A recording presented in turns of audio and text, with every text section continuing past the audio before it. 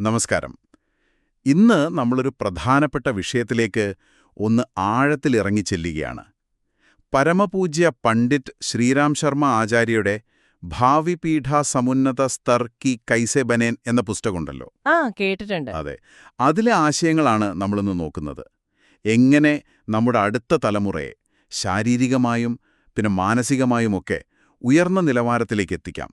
ഇത് നമ്മളെല്ലാവരും ശരിക്കും ആലോചിക്കേണ്ട കാര്യമല്ലേ? തീർച്ചയായും വളരെ വളരെ പ്രസക്തമായ ഒരു കാര്യമാണ്. ഈ പുസ്തകം അതിന് ചില നല്ല ചിന്തകൾ തരുന്നുണ്ട്. അതെ, ഈ പാരമ്പര്യം, നമ്മൾ ജീവിക്കുന്ന ചുറ്റുപാടുകൾ, ഇതൊക്കെ ഒരു വ്യക്തിയെ എങ്ങനെയാണ് സ്വാധീനിക്കുന്നത്? പിന്നെ അതിനപ്പുറം നമ്മൾ വിചാരിച്ചാൽ, ബോധപൂർവം ശ്രമിച്ചാൽ നല്ലൊരു തലമുറയെ വാർത്തെടുക്കാൻ പറ്റുമോ? ഈ വക കാര്യങ്ങൾ നമുക്കൊന്ന് നോക്കാം. വളരെ നല്ലത്. അപ്പോ നമുക്ക് തുടങ്ങാം. ഈ പുസ്തകം മുന്നോട്ട് വയ്ക്കുന്ന ഒരു എന്താ പറയാ അടിസ്ഥാന കാഴ്ചപ്പാടെന്താണ്? സാധാരണ നമ്മൾ ചിന്തിക്കുന്നതിനപ്പുറം എന്തെങ്കിലും? നമ്മൾ സാധാരണ ചിന്തിക്കുന്നത് ശരീരത്തിന് നല്ല ഭക്ഷണം, വ്യായാമം, മനസ്സിന് അറിവ്, പരിശീലനം, അങ്ങനെയൊക്കെയാണല്ലോ. അതെ. പക്ഷേ ഈ പുസ്തകം പറയുന്നത് ഒരു വ്യക്തിയുടെ മൊത്തത്തിലുള്ള വളർച്ചയിൽ, പ്രത്യേകിച്ച് സ്വഭാവം രൂപപ്പെടുന്നതിൽ പാരമ്പര്യത്തിനും, അതായത് വംശപരമ്പരയ്ക്കും പിന്നെ ചുറ്റുപാടുകൾക്കും, വാതാവരണം എന്ന് പറയില്ലേ, അതിനും നിർണായകമായ പങ്കുണ്ട് എന്നാണ്. ഓഹോ, പാരമ്പര്യം എന്ന് പറയുമ്പോൾ ഈ പൂർവികരിൽ നിന്ന് കിട്ടുന്ന ശാരീരിക കാര്യങ്ങളാണോ? നിറം, രൂപം, അങ്ങനെയുള്ളവ? അതെ, അതുണ്ട്. പുസ്തകത്തിൽ അത് പറയുന്നുണ്ട്. ഒരാളുടെ നിറം, മുഖഛായ, മുടിയുടെ രീതി, എന്തിനും നഖങ്ങളുടെ ഘടന വരെ, ഇതൊക്കെ പാരമ്പര്യമായിട്ട് വരാം. ശരിയാണല്ലോ. ഉദാഹരണത്തിന് നമ്മൾ കാണാറില്ലേ, ലോകത്തിന്റെ പല ഭാഗത്ത് താമസിച്ചിട്ടും ചില വംശീയ വിഭാഗങ്ങൾ, നീഗ്രോകൾ, യൂറോപ്യന്മാർ, ചൈനക്കാർ, അവരൊക്കെ അവരുടെ ആ ശാരീരിക ഘടന നിലനിർത്തുന്നത്. അത് ശ്രദ്ധിച്ചിട്ടുണ്ട്. പക്ഷെ ചുറ്റുപാടുകൾ എന്ന് പറഞ്ഞല്ലോ, അതെങ്ങനെയാണ് സ്വാധീനിക്കുക? ജനിക്കുന്ന സ്ഥലം, വളരുന്ന സാഹചര്യം, അതൊക്കെ സ്ഥിതിയെന്ന് പറയാം. അതിനും വലിയ സ്വാധീനമുണ്ട്. പുസ്തകത്തിൽ ഈ പ്രാദേശികമായ സ്വാധീനങ്ങളെക്കുറിച്ചും പറയുന്നുണ്ട്. ഉദാഹരണത്തിന് ചില പ്രത്യേക നാട്ടിലെ ആളുകൾക്ക് അല്ലെങ്കിൽ ചില സമുദായങ്ങൾക്ക് അവർക്ക് മാത്രമുള്ള ചില ശീലങ്ങൾ കാണാറില്ലേ, പെരുമാറ്റ രീതികൾ. ഉണ്ട്. അതൊക്കെ ആ ചുറ്റുപാടിൽ നിന്നും അവിടുത്തെ രീതികളിൽ നിന്നും രൂപപ്പെടുന്നതാണ്. അപ്പോ ശാരീരികമായ കാര്യങ്ങൾ പോലെ തന്നെ ഈ സാമൂഹിക ചുറ്റുപാടുകളും പ്രധാനമാണ്, അല്ലേ? അതെ അതെ. ഒരു ഉദാഹരണം കൂടി പറയാം. നല്ല ആരോഗ്യമൊക്കെയുള്ള അച്ഛനമ്മമാരുടെ മക്കൾക്ക് സാധാരണഗതിയിൽ നല്ല ശരീരമൊക്കെ കിട്ടാൻ സാധ്യതയുണ്ട്. അത് പാരമ്പര്യം. ശരി. പക്ഷേ ഇനിയിപ്പോ പാരമ്പര്യമായി നല്ല സാധ്യതയുണ്ടെങ്കിലും വളരുന്നത് വളരെ മോശം സാഹചര്യത്തിലാണെന്ന് വയ്ക്കുക.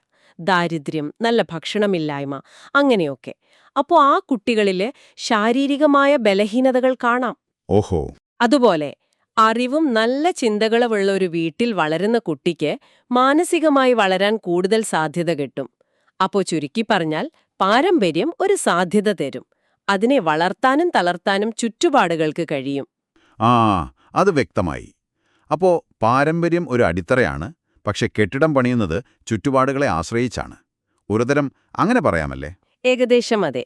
ഈ പാരമ്പര്യം കൈമാറുന്നതിനെക്കുറിച്ച് അതെങ്ങനെയാണ് സംഭവിക്കുന്നതെന്ന് പുസ്തകത്തിൽ പറയുന്നുണ്ടോ? കുറച്ചുകൂടി വ്യക്തമായിട്ട്. തീർച്ചയായും. പുസ്തകം അതിനെപ്പറ്റി പറയുന്നുണ്ട്. വെറുതെ ഒരു ഊഹം പറയുകയല്ല, അതിനൊരു ശാസ്ത്രീയ വശം കൂടി പറയുന്നുണ്ട്. പൂർവികരിൽ നിന്ന് ഈ ഗുണങ്ങളും ദോഷങ്ങളും ഒക്കെ അടുത്ത തലമുറയിലേക്ക് പോകുന്നത് ഗുണസൂത്രങ്ങൾ വഴിയാണ്. ഗുണസൂത്രങ്ങൾ അതെന്താണ്? അത് വളരെ സൂക്ഷ്മമായ ഘടകങ്ങളാണ്. പുരുഷന്റെ ബീജത്തിലും സ്ത്രീയുടെ അണ്ഡത്തിലും അടങ്ങിയിരിക്കുന്നവ. ഇന്നത്തെ സയൻസ് ഇതിനെ ക്രോമസോമുകൾ എന്ന് വിളിക്കും. ക്രോമസോമുകൾ. അത് നമ്മൾ പഠിച്ചിട്ടുണ്ടല്ലോ, 46 എണ്ണം. അതെ അതെ, അതുതന്നെ. ഓരോ മനുഷ്യനിലും 46 ക്രോമസോമുകൾ. 23 എണ്ണം അച്ഛനിൽ നിന്നും 23 എണ്ണം അമ്മയിൽ നിന്നും. ശരി ശരി. ഈ ക്രോമസോമുകളാണ് ഒരാളുടെ ശാരീരികമായ കാര്യങ്ങൾ, നിറം, രൂപം, മുടി, ഉയരം, ആരോഗ്യം, ഇതിനെയൊക്കെ സ്വാധീനിക്കുന്ന പ്രധാന ഘടകം. കൊള്ളാം. ഇത് ശരിക്കും രസകരമായിരിക്കുന്നു. അപ്പോ ഈ ഗുണസൂത്രങ്ങൾ അല്ലെങ്കിൽ ക്രോമസോമുകൾ ഇത് ശാരീരികമായ കാര്യങ്ങൾ മാത്രമാണോ നോക്കുന്നത്, അതോ മാനസികമായോ വൈകാരികമായോ ഒക്കെയുള്ള തലങ്ങളെ ഇത് ബാധിക്കുമോ? തീർച്ചയായും ബാധിക്കും. അതാണ് പുസ്തകം എടുത്തു പറയുന്ന മറ്റൊരു പ്രധാന കാര്യം. ഈ ഗുണസൂത്രങ്ങൾ നമ്മുടെ പൂർവികരിൽ നിന്ന്, അതായത് അച്ഛനമ്മമാർ, അവരുടെ അച്ഛനമ്മമാർ, അങ്ങനെ തലമുറകളായി കൈമാറി വന്ന ശാരീരിക സാധ്യതകൾ മാത്രമല്ല തരുന്നത്. പിന്നെന്തൊക്കെയാണ്?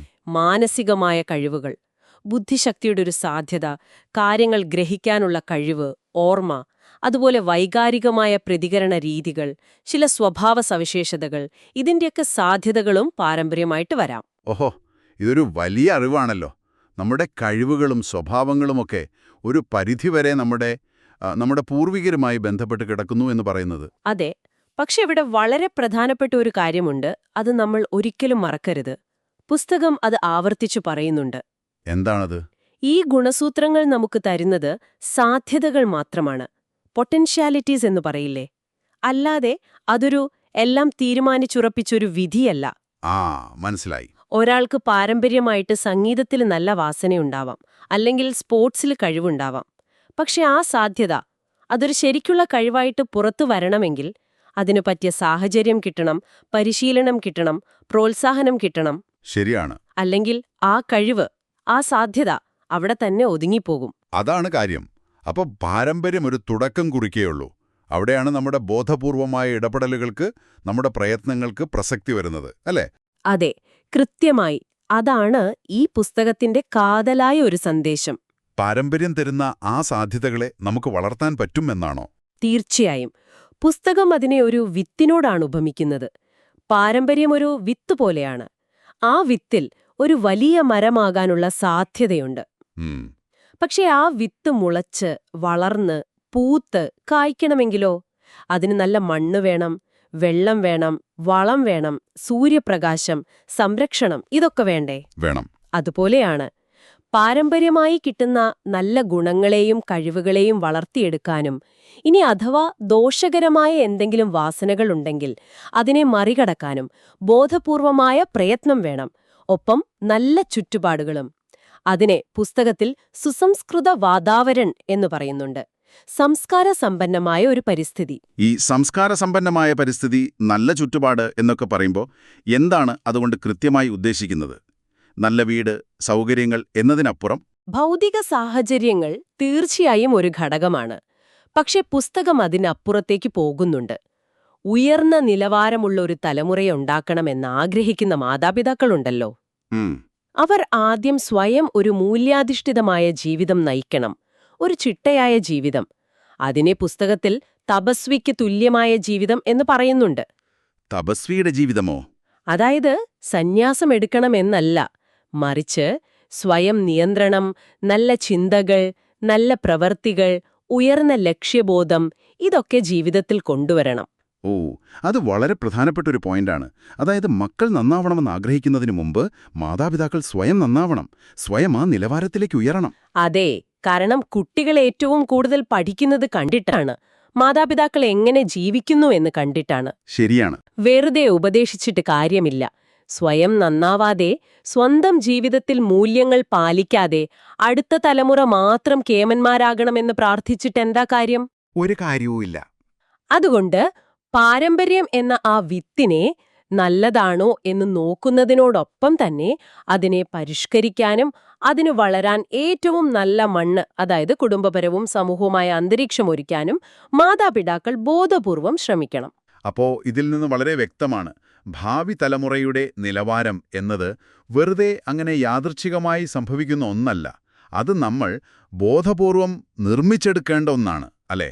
കാലം പോകുമ്പോൾ എല്ലാം ശരിയാകുമെന്ന് വിചാരിച്ചിരുന്നിട്ട് കാര്യമില്ല. ശരിയാണ്. സമൂഹത്തിൽ ചില മോശം കാര്യങ്ങൾ, ശീലങ്ങളൊക്കെയുണ്ട്. അതൊക്കെ മാറ്റിയെടുക്കാൻ ഒരുപാട് കാലമെടുത്തേക്കും, ഒരുപാട് തലമുറകൾ വേണ്ടി വന്നേക്കാം. അതെ. പക്ഷേ ഓരോ പുതിയ തലമുറയെയും തുടക്കം മുതലേ നല്ല ഗുണങ്ങളോടെ, നല്ല മൂല്യങ്ങളോടെ വളർത്താൻ നമ്മൾ ശ്രദ്ധിച്ചാൽ അത് സമൂഹത്തിൽ വലിയ മാറ്റങ്ങൾക്ക് കാരണമാകും. അങ്ങനെയൊരു ബോധപൂർവമായ നിർമ്മാണ പ്രക്രിയയ്ക്ക് വേണ്ടിയാണ് പുസ്തകം പറയുന്നത്. ഈ നിർമ്മാണ പ്രക്രിയയിൽ എന്തിനൊക്കെയാണ് നമ്മൾ ഊന്നൽ കൊടുക്കേണ്ടത്? പുസ്തകം അതിന് വല്ല മാർഗനിർദ്ദേശവും തരുന്നുണ്ടോ? ഉണ്ട്. പ്രധാനമായും 4 അടിസ്ഥാന കാര്യങ്ങളിൽ ശ്രദ്ധ കൊടുക്കാൻ പറയുന്നു. 4 കാര്യങ്ങളോ? എന്തൊക്കെയാണവ? 1. ശാരീരികമായ ശ്രേഷ്ഠത, അതായത് കായിക് വരിഷ്ഠത. ഇത് വെറും അസുഖമില്ലാത്ത അവസ്ഥയല്ല, നല്ല ആരോഗ്യം, നല്ല ഊർജം, കരുത്ത്, ഇതൊക്കെയുള്ള ശരീരം. നല്ല ഭക്ഷണം, വ്യായാമം, നല്ല ജീവിതരീതി ഒക്കെ ഇതിന് വേണം. ശരി. രണ്ടാമത്തേത്? 2. മാനസികമായ കഴിവ്, മാനസിക് കുശാഗ്രത. അതായത് നല്ല ബുദ്ധിശക്തി, കാര്യങ്ങൾ വേഗം മനസ്സിലാക്കാനുള്ള കഴിവ്, ഏകാഗ്രത, ഓർമ്മശക്തി, ഇതൊക്കെ. നല്ല വിദ്യാഭ്യാസം, ചിന്തിക്കാൻ പ്രേരിപ്പിക്കുന്ന കാര്യങ്ങൾ, അതൊക്കെ ഇതിന് സഹായിക്കും. ഓക്കെ. മൂന്നാമത്തേതോ? 3. നല്ല വിശ്വാസങ്ങളും ശീലങ്ങളും, മാന്യതായേവം ആദത്തേം. ഇത് വളരെ പ്രധാനമാണ്. ജീവിതത്തെപ്പറ്റി നല്ല കാഴ്ചപ്പാടുകൾ, മൂല്യങ്ങളിലുള്ള വിശ്വാസം, ചിട്ടയായ ജീവിതം, നല്ല ശീലങ്ങൾ. സമയം പാലിക്കുക, സത്യം പറയുക, വൃത്തിയായിരിക്കുക, അതൊക്കെ. ശരി. നാലാമത്തേതോ? 4. ഉന്നതമായ ലക്ഷ്യങ്ങളും സംവേദനാക്ഷമതയും, ആകാംക്ഷായം ഏവം സംവേദനായം. ജീവിതത്തിൽ ഒരു ലക്ഷ്യം വേണം, ഉയർന്ന ലക്ഷ്യങ്ങൾ, സമൂഹത്തോടൊരു കടപ്പാട്, ഒരു സ്നേഹം, സഹാനുഭൂതി, മറ്റുള്ളവരുടെ വിഷമങ്ങൾ മനസ്സിലാക്കാനുള്ള കഴിവ്. അതാണ് സംവേദനാക്ഷമത. അപ്പോ ഈ 4 കാര്യങ്ങൾ, ശാരീരികം, മാനസികം, ശീലങ്ങൾ, പിന്നെ ലക്ഷ്യബോധം, ഇവ 4ഉം ഒരുമിച്ച് കൊണ്ടുപോയാലേ ഒരു സമുന്നതമായ തലമുറയെ നമുക്കുണ്ടാക്കാൻ പറ്റൂ എന്നാണോ? അതെ, ഇവയെല്ലാം പരസ്പരം ബന്ധപ്പെട്ടാണിരിക്കുന്നത്. നല്ല ശരീരത്തിലെ നല്ല മനസ്സുണ്ടാവൂവെന്ന് പറയില്ലേ? പറയാറുണ്ട്. അതുപോലെ നല്ല ചിന്തകളും ശീലങ്ങളും ഉണ്ടെങ്കിലേ ഉയർന്ന ലക്ഷ്യങ്ങളിലേക്ക് പോവാൻ പറ്റൂ. അപ്പോൾ ഇവ 4ഉം ഒരുമിച്ച് ബോധപൂർവം ശ്രമിച്ചുകൊണ്ട്, പാരമ്പര്യമായി കിട്ടിയ സാധ്യതകളെ നന്നായി ഉപയോഗിച്ച്, നല്ല ചുറ്റുപാടുകളും കൊടുത്തു വളർത്തിയാൽ അടുത്ത തലമുറ തീർച്ചയായും കൂടുതൽ മികച്ചതാകും, കൂടുതൽ ഉന്നതരാകും. അപ്പോൾ പണ്ഡിറ്റ് ശ്രീരാം ശർമ്മ ആചാര്യയുടെ ഈ പുസ്തകം നമുക്ക് നൽകുന്ന ഒരു പ്രധാനപ്പെട്ട ചിന്ത ഇതാണ്: നമ്മുടെ അടുത്ത തലമുറയുടെ ഭാവി ശരിക്കും നമ്മുടെ കയ്യിലാണ്. അത് വെറുതെ സംഭവിക്കുന്ന ഒന്നല്ല. അതെ, പാരമ്പര്യം ഒരു ഘടകമാണ്. പക്ഷെ അതിനേക്കാളൊക്കെ ഉപരിയായിട്ട് നമ്മുടെ ബോധപൂർവമായ ശ്രമങ്ങൾ, മാതാപിതാക്കൾ സ്വയം ജീവിക്കുന്ന ആ ഒരു മൂല്യബോധമുള്ള ജീവിതം, നമ്മളൊരുക്കുന്ന ആ സംസ്കാരമുള്ള ചുറ്റുപാട്, ഇതൊക്കെയാണ് ഒരു പുതിയ, ശോഭനമായ, കഴിവുള്ള തലമുറയുണ്ടാക്കുന്നത്. വളരെ ശരിയാണ്. പാരമ്പര്യം ഒരു തുടക്കം തരുന്നു, ഒരു സാധ്യത കാണിച്ചു തരുന്നു. പക്ഷേ ആ സാധ്യതയെ യാഥാർത്ഥ്യമാക്കുന്നത്, അതിനെ ഏറ്റവും മുകളിലേക്കെത്തിക്കുന്നത് നമ്മുടെ പരിശ്രമങ്ങളും നമ്മൾ ബോധപൂർവമുണ്ടാക്കുന്ന സാഹചര്യങ്ങളുമാണ്. ഓരോരുത്തർക്കും, ഓരോ കുടുംബത്തിനും സമൂഹത്തിനുമൊക്കെ ഇതിൽ പങ്കുണ്ട്. ഈ ചർച്ച കേൾക്കുന്ന നിങ്ങൾക്ക് ഒരു ചിന്ത പങ്കുവയ്ക്കാൻ ഞാൻ ആഗ്രഹിക്കുന്നു. ഈ പുസ്തകത്തിലെ ആശയങ്ങൾ, അതായത് പാരമ്പര്യം, ചുറ്റുപാടുകൾ, പിന്നെ നമ്മുടെ ബോധപൂർവമായ പ്രയത്നം, സ്വയം നന്നാകേണ്ടതിൻ്റെ ആവശ്യം, ഇതൊക്കെ നിങ്ങളുടെ സ്വന്തം ജീവിതത്തിൽ, നിങ്ങളുടെ കുടുംബത്തിൽ, നിങ്ങളുടെ ചുറ്റുമുള്ള സമൂഹത്തിൽ എങ്ങനെ പ്രാവർത്തികമാക്കാം? ഭാവി തലമുറയെ സ്വാധീനിക്കാൻ നിങ്ങൾക്ക് വ്യക്തിപരമായി എന്ത് ചെയ്യാൻ കഴിയും? ഇതിനെക്കുറിച്ചൊന്ന് ആഴത്തിൽ ചിന്തിക്കുന്നത് ഒരുപക്ഷെ നമുക്കെല്ലാവർക്കും ഒരു പുതിയ വഴി കാണിച്ചു തന്നേക്കാം.